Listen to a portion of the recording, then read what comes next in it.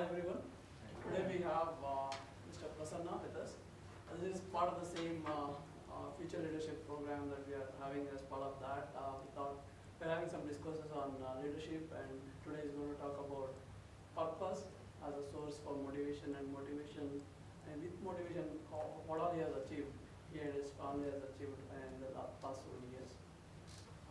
So Prasanna worked like any of us in the regular. He worked in the sales function in Sony and Reliance, and after that he moved to Bharti AXA Life Insurance. He worked there as vice president at AVP, and then due to reasons that he is going to talk during the session, he had to make a career change. He had to make lifestyle changes, and then he had to move to Strand. And from Strand, I think he's not in a full-time job, paying job now, but he's one of the founder member of ORDI, the Organization for Rare Diseases India.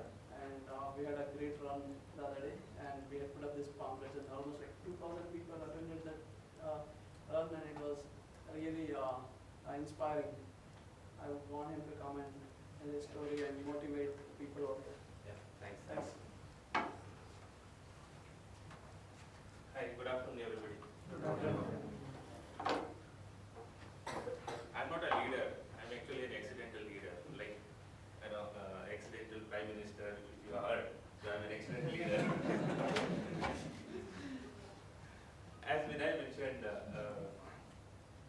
basically I'm also an MBA with sales profession. Started my career with Sony. I spent almost around 12-13 years with Sony and Reliance Communications. And I was heading the expansion plan for Reliance, and then moved to Bharti AXA. But life is always about changes, and there are too many bends in my life, and I had to, make a turn because there's no point in just heading towards it. Then my daughter diagnosed with a disease called Pompe, so started my second innings, what I call as a social organization or NGO sector with Pompe Foundation, then moved on to LSDSS, then ORDI and Asia Pacific initiations, RMO across borders, which we are part of it. So I'll just take you through it. Maybe it's likely a long journey. I'll try to comprise it. Like when I started my career after MBA, my life is also like, a beautiful highway with greenery around, and I thought I'll also be one of the successful man in a corporate life. And when my daughter Nidhi born in 1999, now she's 16 years old, so my joy doubled. We are almost in cloud nine, not hospital. So she was not, when she born, she was normal like anybody. She was going to the school. Of course, there were certain small hiccups, which usually a child has, and parents and doctor tends to overlook it. And we were happy. And she was a very active girl throughout initial years. First week in the LKG, first standard, she was participating in all the entertainment program, dancing. She was very, very active.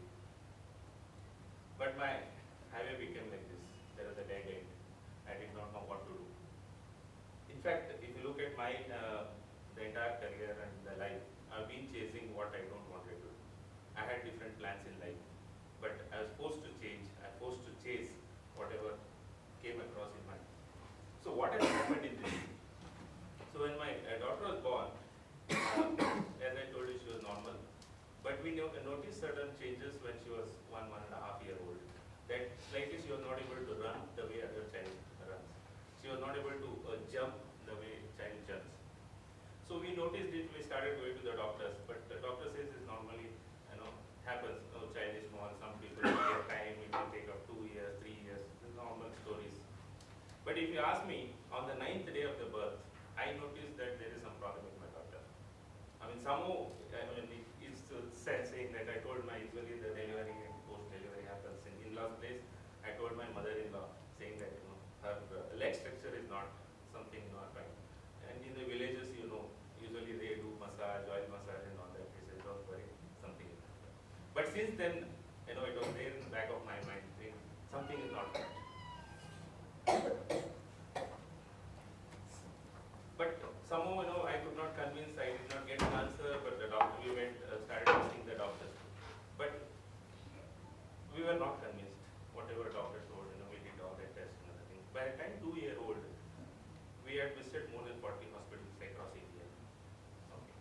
For now we are risking, but this is then. Finally, in Niemann's, it was diagnosed as myopathy, which is a progressive muscular disease. But it was not a confirmed diagnosis, it's a suspected. They say suspected to be a GSD type 2, glycogen storage disorder, and there is no treatment to it. And then I asked, what about the future? He said, since it's a progressive nature, the body cannot take the weight of body when it increases. Maybe around 12, 13 years age, or when the body weight increases to 30, 35 kgs, she will collapse and she will not. I did somehow, of course, I knew that this is a problem, but when they said there is no medicine, I was wondering, when technologically we are so advanced and fast, what when we keep hearing a lot of news, how it can be. That's when the journey started to find out. One is to get a permanent, confirmed diagnosis. Yes, I know there is a problem, you have understood, but I should know what is it, because if we have to plan our future, if you have to, teach her, for example, if somebody is a blind, there are special schools, the child undergoes certain special education, and today now blind people can do anything, including climbing the Himalayas. But in my case, I did not know how to train, what is happened, what is good, what is bad, nothing, it was a blank.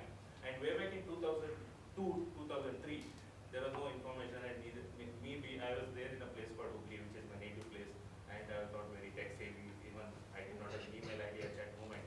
And information was definitely a big question. But however, with everybody, we started to do everything, and being in a place like ORDI, we are forced to go to astrologers, temples, homas, whatever, we are like machine. And obviously, we did not have any alternatives, and we had to listen to your seniors, and if you don't, sometimes when you say you don't listen to them, they think that it's got a head with. Okay, so obviously we are. Finally, I never. When I was in Sony, I got two promotions. I was supposed to come to Bangalore. I did not come because I always wanted to stay in a rural place. I never liked Bangalore. Okay, and by the time when I was forced to come to Bangalore because they were now senior most, you cannot stay in Hubli. I left that job and then joined Reliance because by that time there was a good opportunity equal to my career. So again, 6 years I was there in almost Hubli, and in between my daughter problem had started, and there also after a couple of assignments I was supposed to come back to Bangalore. When I came to Bangalore, that too forcibly. Again, my daughter's journey was continuing in the hospitals. One day we were in Nagar, we went to some doctor. He was a very junior doctor. We were discussing about this problem. He was a PG. He told us, there is a doctor in Davangere and he can diagnose. And by that time we had almost finished everything, worldwide, whatever we could do. And believe me, I just went back to my boss, I said I need a transfer to Davangere. And he looked at me. All these days he never wanted to come to Bangalore. Okay, and again he wanted to go to Bangalore. And I was fortunate to get and went back to Davangere. But in meantime, I did not even meet the doctor. I only found out whether the doctor is there or not. Because somehow I thought it's the final. It is always I worked on my intuitions. Finally, and my wife also said, it's between Hubli and Bangalore. Why don't you go and meet? I said, no, let's go. And I think our destiny is there in rural. Believe me, after 2 months after settling in my office, I went to the doctor. He was a very, very moody doctor, Dr. M.L. Kulkarni. And 1 month, I started meeting him. He said, no, nothing can be done. It's a progressive rare disease, all negative. I did leave. Every day, he used to get patients till night, 10:30, 11 o'clock. I finished my office at 6:37, go sit with him. Finally, one day I asked, why are you coming? I said, we're going to diagnose what is wrong. Finally, after all this, he said, okay. He put me two conditions. One, you have to come whenever I ask you to come with your daughter. Second, there will be a lot of expenditure for diagnosis. I said, no problem. I was very dumb. He put 2 pieces. Believe me, 1 week, they screwed us like a CBI, right from birth. Small, actually. That all matters, how she laughed, when she, said, everything, smaller details. We could manage whatever we collect. 7th day, he said, okay, we'll send one test to Delhi. And it got confirmed as a Pompe after 7 years. So what was the difference made between those 40 doctors or 40 hospitals across India and this doctor in Davangere? It is not the intelligence, it is not the...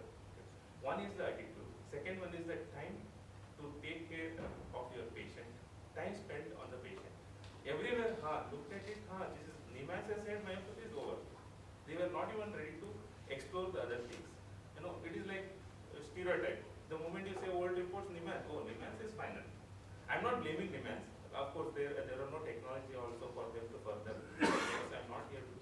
But idea is, somebody has to make an effort of a diagnosis because parents need an answer. So I think finally we were successful. And he also said, it is very costly.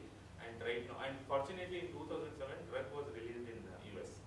And he said it will cost around 5-10 lakhs a year. I said fine, because still it was within my reach. We were supposed to make a visit to Delhi, but in 2007 itself, she got acute pneumonia and admitted to the hospital. And she was ventilated because usually the Pompe is respiratory attacks, and by the time enzyme deficiency has come down and muscles have become harder, and when the muscle become harder, it's the lungs and heart which becomes so she was with respiratory. She was ventilated. In 4 days, 4 or 5 days, she was in ICU on ventilator, and there was no improvement. Obviously, I think she has already reached that last stage and lost the maximum stamina. And there also, the same doctor said, now nothing can be done. But somehow I couldn't. And many things happened there. In the ICU, there were doctors, and there was a new machine because there was no pediatric ICU ventilator. And of course, they bought a new machine which unveiled first time for my daughter, and it was a digital ventilator. Believe me, on one single day, my daughter is on a ventilator through mouth, 5th day, and doctors are coming and trying to set the ventilator. They are not able to set the ventilator. And my daughter is laughing, smiling, because she doesn't know. And it was only respiratory, brain and everything is showing. Finally, she said, somewhere in the afternoon, Papa, they don't know anything. Can you imagine? A 7-year child who is on a ventilator for 5 days, and she knows that doctor is not able to do anything to me. And that is where it stuck. He says nothing can be done. And night I took petitions and let me at least move to Bangalore. Because that, in fact, first day also I tried moving her to Bangalore, but doctor said you cannot move her. Her condition was completely deteriorated. Okay, I mean the parameters, except the face and brain was fine, and she was interacting, talking, everything was fine. But as per doctor, she was completely wrong. Of course, the machines were reading their own readings. And they say you cannot shift. And finally, after discussion, night 12 o'clock, they said, on your own risk you have to take. I said, fine. Anyway, you have given up now. If she has to die, let her die here or on the way. What matters? At least I will have satisfaction saying that I have made some effort. And then no doctor was ready to come along with them. First, finding out an ventilator, ICU, ambulance with an ventilator. Then the doctor. No doctor was ready to accompany. And without a doctor, we are not supposed to leave there. Finally, at 12:30, 1 o'clock, we got a very junior doctor. I said, you don't worry anything. I'll write it down. If anything happens, my risk. But you just have to come. And he came. And night 1 o'clock, we started from the meeting. Don't disturb me.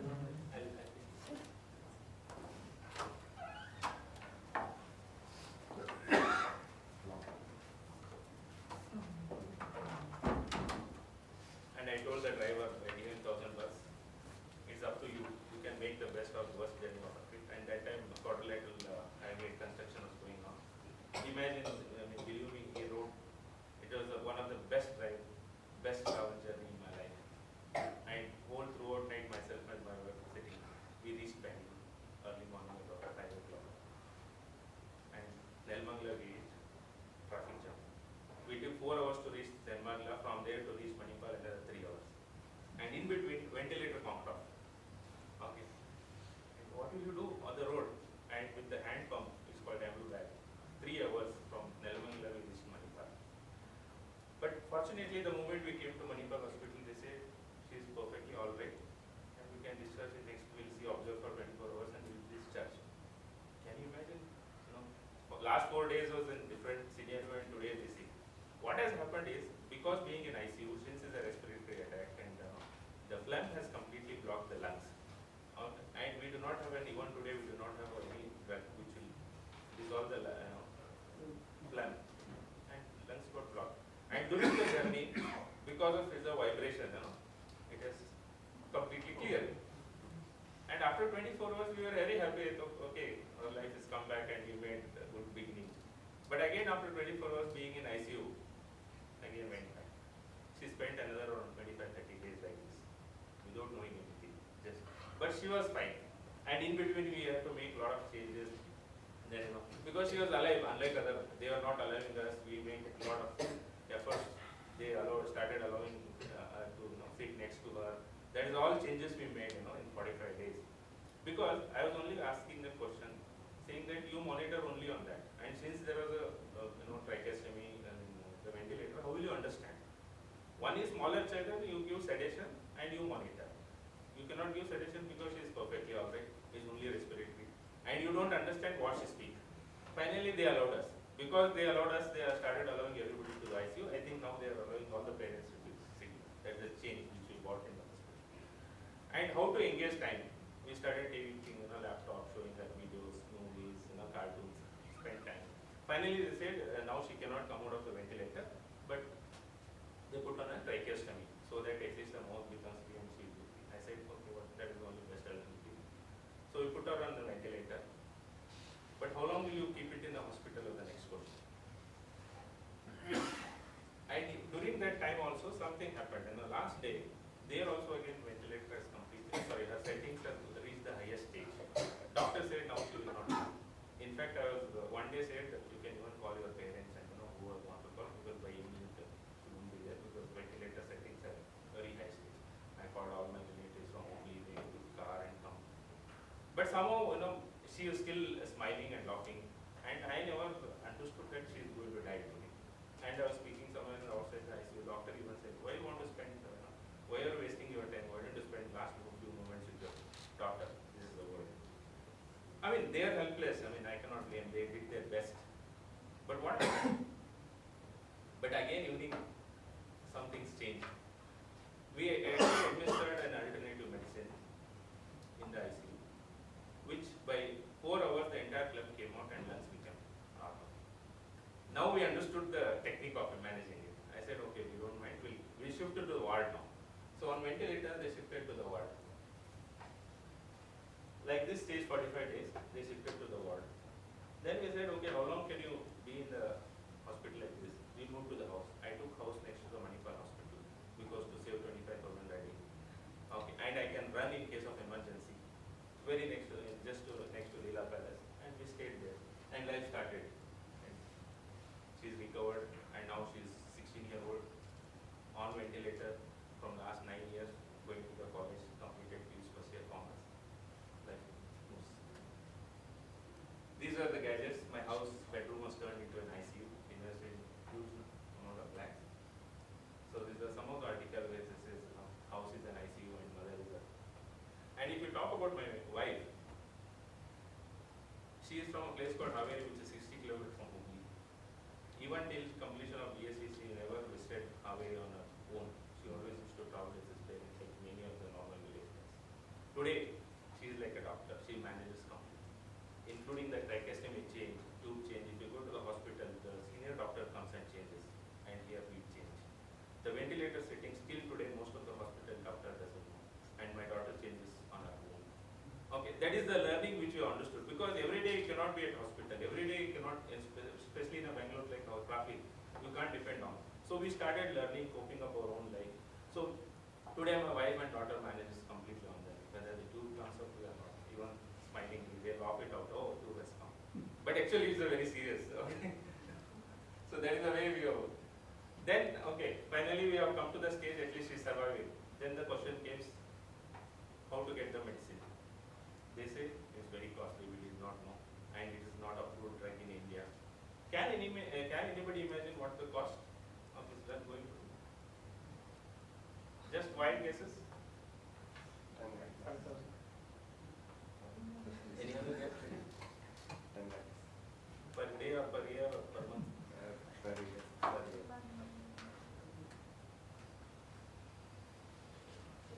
This, now my daughter is around between 31 to 40 kg, and it requires around 1.4 crores per year lifelong. And if she increases weight, it's a problem. Many parents go to the doctor saying that my child is not putting in the weight, but we worry the other way around, my cost goes up. Of course, I'm not affording that cost, thanks to our who has a charitable access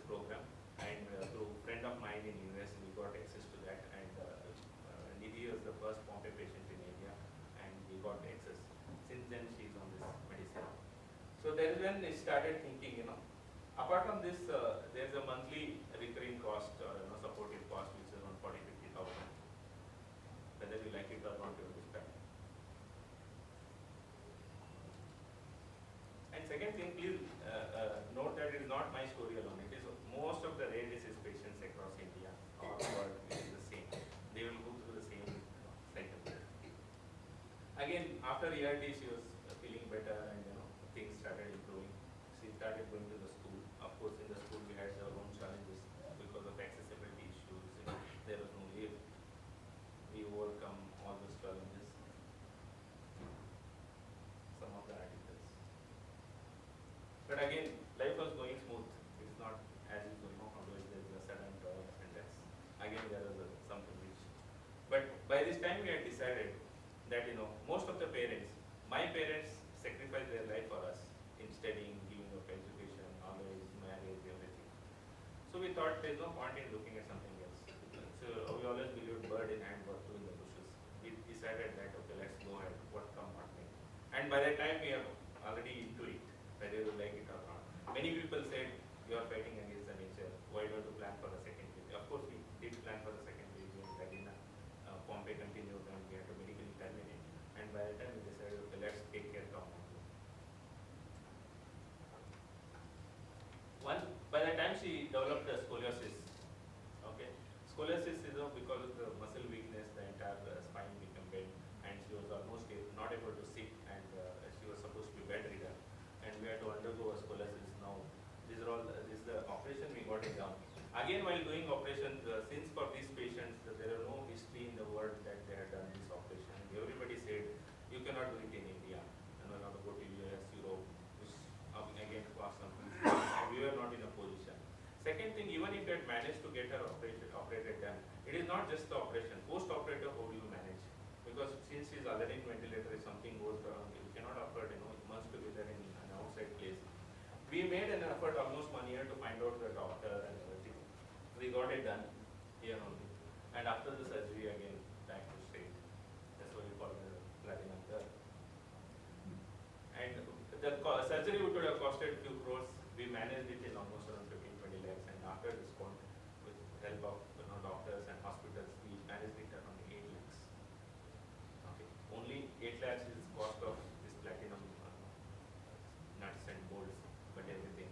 So this entire process took 1 year. And 1 year my daughter was degrowing. Every day we could see that she is not able to sit. She was falling down. She has to be bedridden. I mean, she was not supposed to go to the school because she cannot sit straight. And we thought again, many people, including the doctor, saying that okay, now nothing can be done. But we managed it. After now, this operation, many people are getting operated in India for all the complicated cases, which we have set an example. And in between, because of the long-term medication, the body also developed antibody. Okay, so the drug what we are doing is not good. So again they said, again it was the first time, in India and worldwide. They said after again went back to the research lab of the university, and they said you have to do an immunosuppression therapy, which is like a chemotherapy. We got it done. That is again 1 year story where the patients were supposed to be in the immunized room. They said you have to be in ICU. So again we cleaned our house with all data, every corner of inch. Because again we don't want it to be in hospital. One, to reduce the cost. Second thing, being in hospital, we psychologically get upset.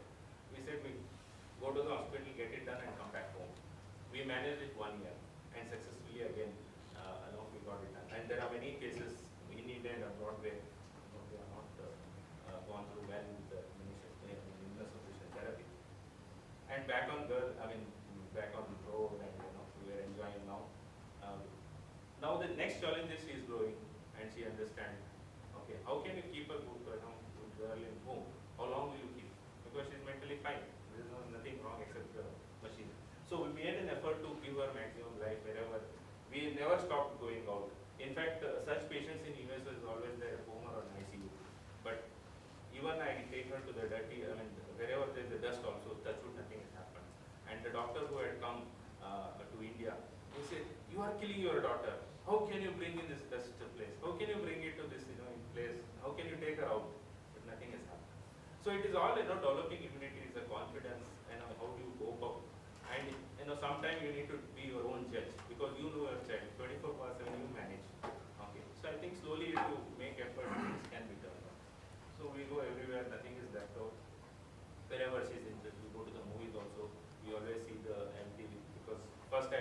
see the exam in the hall, I'll see her the PowerPoint because she's on ventilator, I see which road to take, which back exit gate, all that. Then approval, we take her to the movies. She wanted to go to the river, other day we went to the river. Nothing is left, whether it's on ventilator or not. I think maximum possible she manages. And at the apartment, she takes the leadership. She organized the environmental day along with all the children. This is how we keep engaged. And in the when she was 45 days in the hospital, there were certain things happened. When I was talking to her continuously, 30 days, how will you? You need to engage her in some discussion. In Davangere, we were supposed to go to Mungar movie, which we did not go. And I was asking her, what will you do once you come out of the hospital? She says, I will go to Mungar movie. Because that is the last thing which she remembers. And I knew that she cannot go to the movie. And Ganesh was my Reliance brand ambassador at that time. Somehow, I never knew whether I'll be able to do. But I said, don't worry, I'll bring Ganesh to your house. Actually, I bought it. See, actually, these are the small things which give confidence to the my daughter. Today, she knows that she is under danger, but she also knows that, okay, my father and mother will not leave me, they will do maximum. So that confidence building exercise will help you undergo and manage all these such things. And she is a good painter. Painter in the sense, again, a situational painter, not a because we had to engage her when she was in bed, and she started drawing beautiful paintings. Nowadays, she practices nail art also. And these are the Genjam team who had come to Bangalore, and and a lot of doctors from abroad had come.